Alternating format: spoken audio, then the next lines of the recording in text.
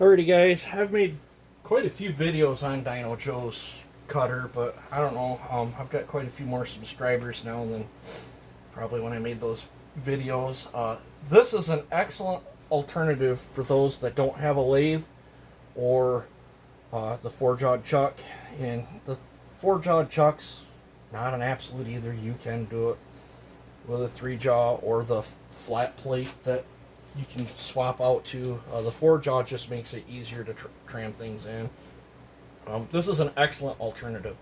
I can set this up faster than, my, I cut chambers on the lathe quite a bit too, but if I'm just doing a flat band cut and I've got the tooling for it, I will use this quite often more than I will my lathe, just because I can do it faster. It's a little harder on the hands, but this is an awesome product that Joe makes, and proper setup is the key, and that might vary from person to person. I know some people don't even use this bottom stopper plate.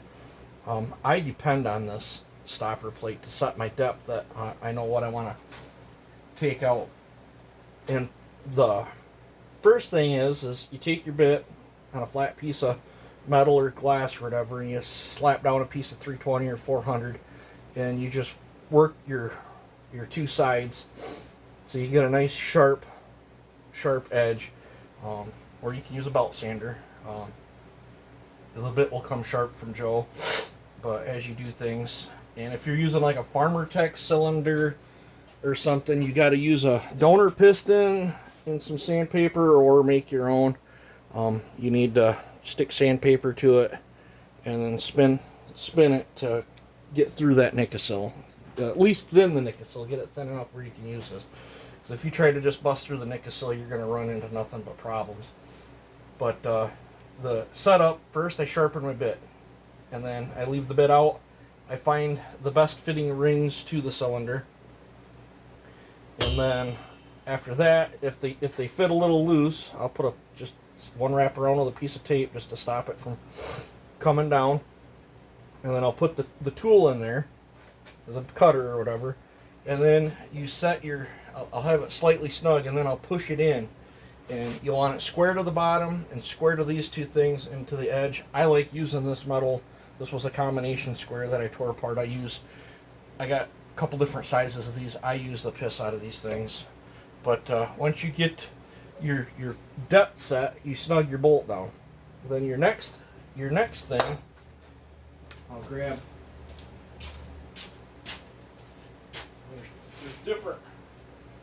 Certain razor blades are thicker than others. I will,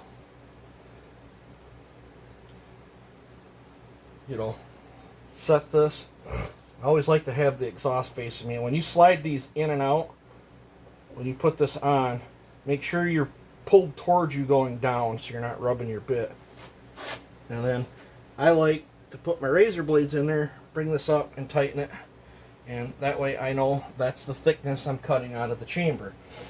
These are 19 thousandths each on these ones. I've got some that are 25, and I've got some that are 30. So it just depends on, I keep them around for shims even after they're dull. But sometimes I'll get it close to about 40 or so, and then I'll hand sand the rest to get the texture I want. But once you got that set, then it's easy peasy. Now I'm going to, because this chamber has got a bunch of gnarled stuff in it, before I slap it on there, I'm going to pretend it's got a Nickesil thing, and I just want to twirl this just a little bit to make sure I knock some of that sounds horrible. When you twirl these pistons, slow and steady wins the race. You do not want to spin it fast and walk a bunch of dust up in between it and the cylinder wall, or you'll have a bad day. Slow and steady. Feels like my battery's about dead in this thing. I should have charged it. So all I did, let me shut the compressor. Oh yeah, let me shut the compressor because we'll be using the air quite a bit.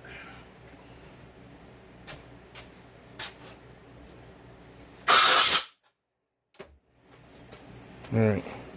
All I did was, you know, from all the metal bits got smashed around in there. I just didn't want it catching and twisting hard. So, and for those that have already seen this video, I'm sorry if it's boring or whatever. I like showing stuff that helps people out, helps get them into the hobby. Like I said, and this is that cylinder we salvaged too. Pull it towards you, because this, and when you lift it off, pull it towards you too. This cutter, there's a little bit of play in here. You don't want to drag that cutter all the way down your cylinder. So I like to just, you know, I'm putting pressure towards me. And now the important part, when you go to use this, you know, hear the play? You push it back. You want it back, and then I keep steady pressure on it, and then I just gently turn it. And this one might go a little rough from all the hash and trash that's been beat up in there, but you never want to let off your back pressure to it. If you do and make a revolution, you're going to put a step in there, and then it'll clip your piston and stuff, and then that's fixable too. I've actually fixed quite a few cylinders that people have used this and had a bad result, and then I had to salvage their cylinder for them. But if done properly, and I don't necessarily say, I think Joe's got a tutorial video on how to use it too. This is how I use it. It's, you know, it works good for me. I get good results. So you can, you know, you guys saw how bumpy that chamber was. I'm going to make a couple revolutions here, and I lifted and cleared off the chip. Normally I've got the exhaust in me, but it's okay. You just pull back and lift off, and I wanted to get some of these big kernels and stuff off there. You always want to keep this clean. That was just a couple revolutions, and we're already getting it to look better. I'm gonna start back at the exhaust port. Bring this down, push it back, down pressure. Not a lot of down pressure. It's kind of self-feeding, but I keep enough pressure so it won't jump around.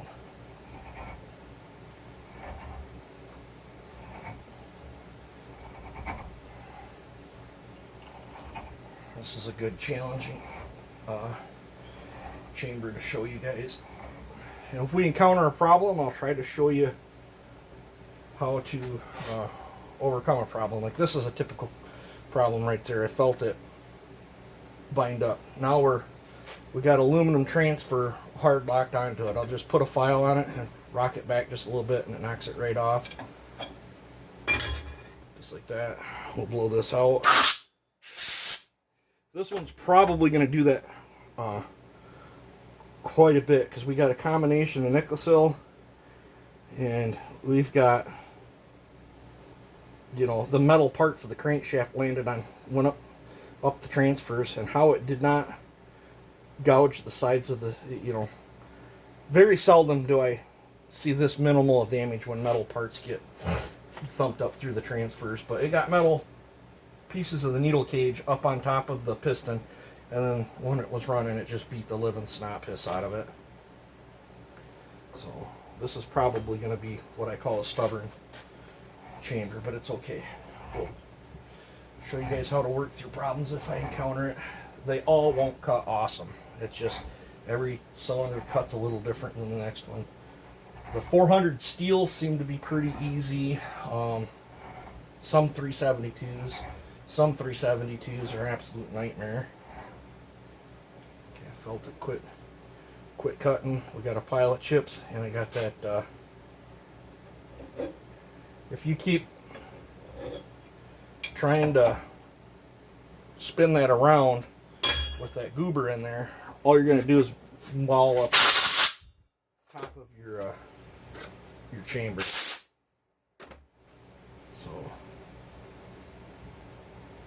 take a look. That's where I stopped cutting the chip off there.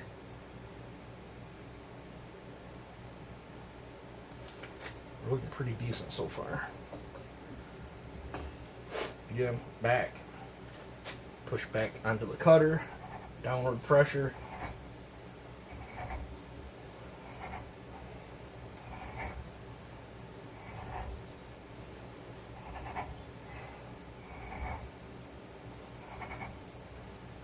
as you get through that plating and carbon and other stuff that's up there, this will start to go a little smoother. Just a little bit.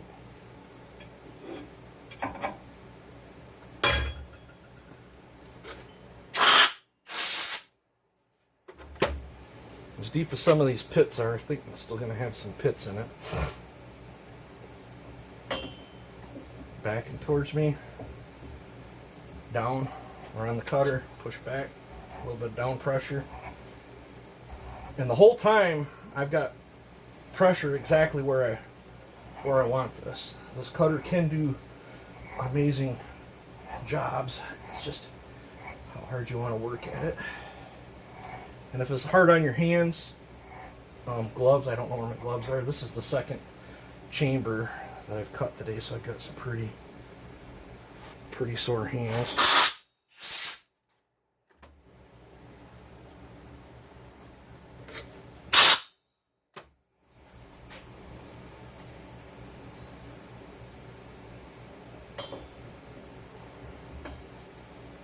Pants are falling down.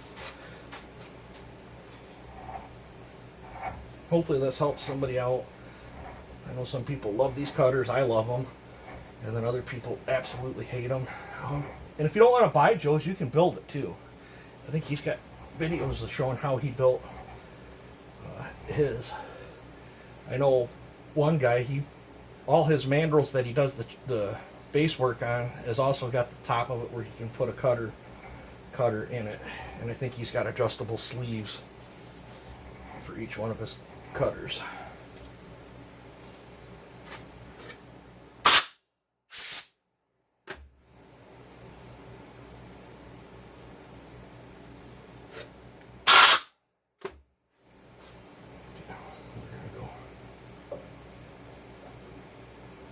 Very important to make sure that you're not gouging that bit.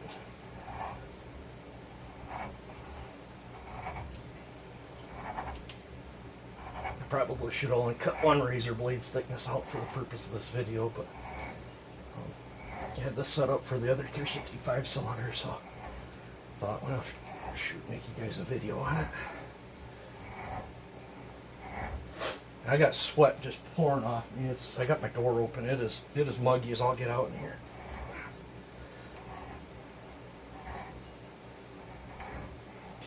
Something felt weird, so I stopped. It felt weird because we loaded up with chips.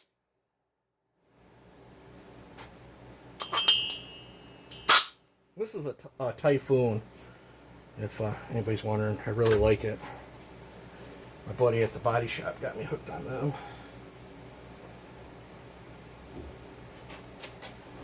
They really move some air.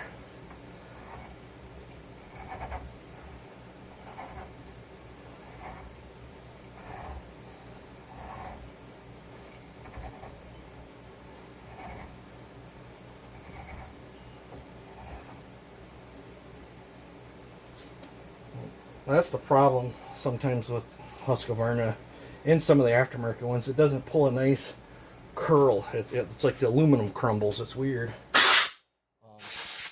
That 400 steel I did the other day, it was just nice, big, beautiful shavings. But like I said, and we have a piece of something stuck.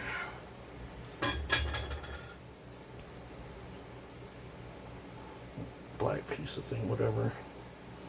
Get that out of there before it stays stuck, and then you end up putting a permanent circle all the way around. Now, however long this video takes, it takes me at least that long to get it set up, and then it's less than a minute to actually cut the chamber on the lathe, because you're just turning a tool in and out. But I feel this is far safer. You're far less likely to screw your cylinder up with this than if you're inexperienced and on the lathe.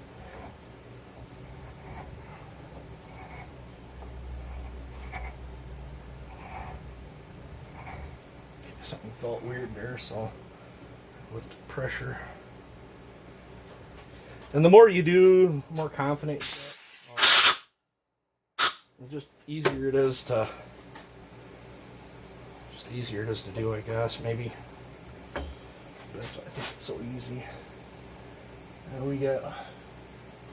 we're well past one razor blade now, so it should start being a little smoother sailing here. But as your band's getting wider, you got more surface area you're cutting too.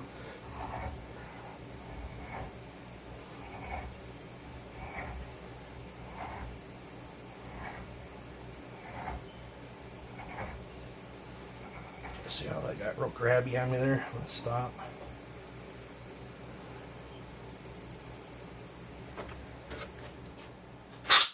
I'll show you. You can see where I stopped. What the progress is looking like. You can see that line right where I stopped. If it'll flake off, I like to flake that off.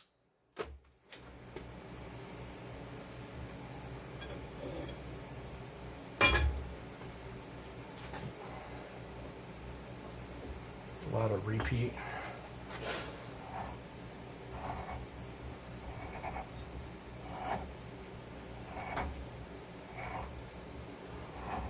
On used cylinders, you'll find hard and soft spots in them too.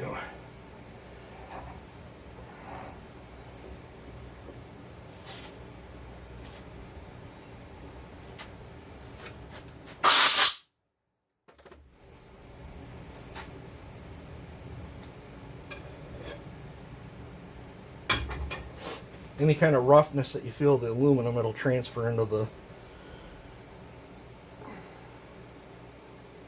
Speaking of a hard spot, you can see it right up there. If that becomes too much of a problem, we'll switch back over to the piston and wall that out of there. But we'll see what I can do here. How far do I got to go? We're close.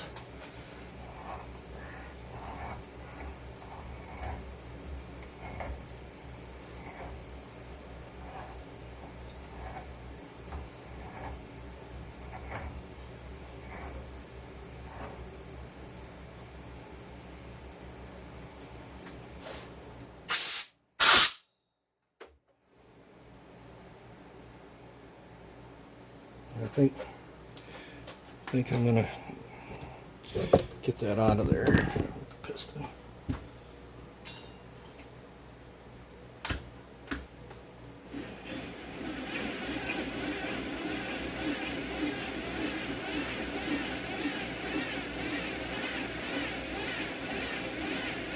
I can feel it light in that hard spot.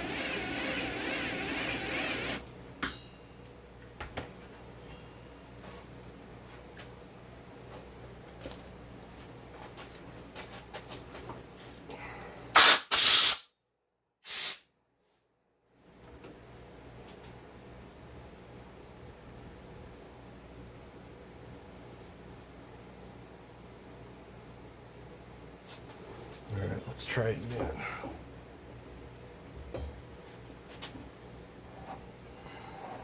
Hoping that hard spot's not a piece of metal bashed in there.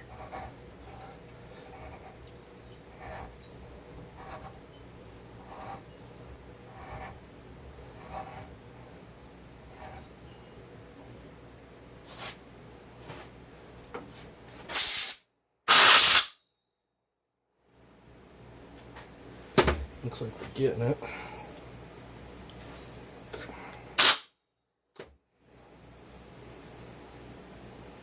It's looking fairly decent so far for as bad as this chamber was.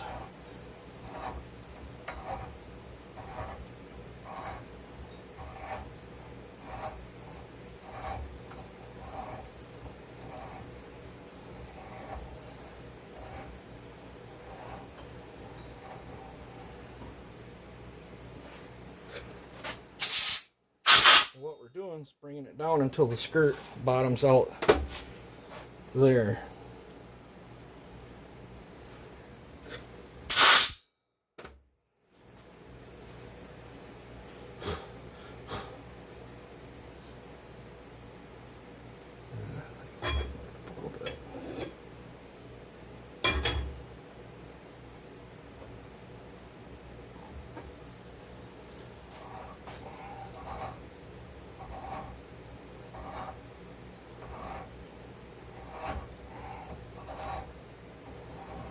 can come down. Touching.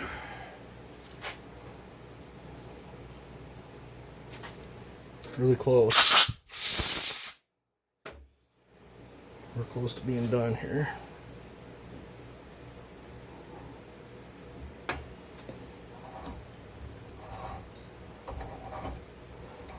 still feel a couple hard spots, but that's just how the cookie crumbles sometimes.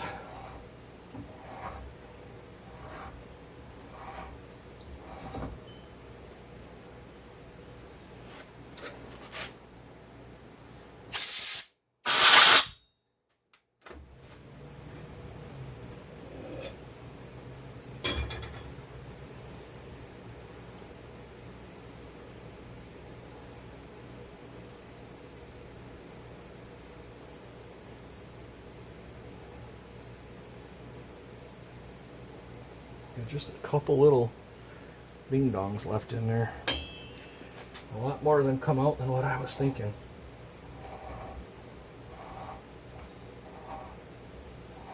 Yeah, we're bottomed out now. So I'll show you what it looks like. Now, you could run that the way it is. I like to clean them up a little bit more.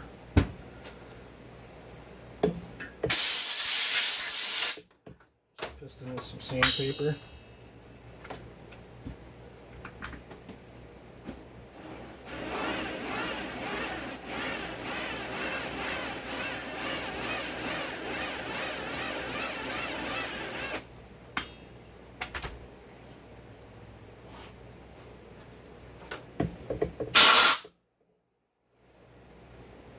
All I did was basically take the tool chatter out. And then got another piston, and this one I've shaped it different so I can knock the edge off the inside of there. That one I don't spin much.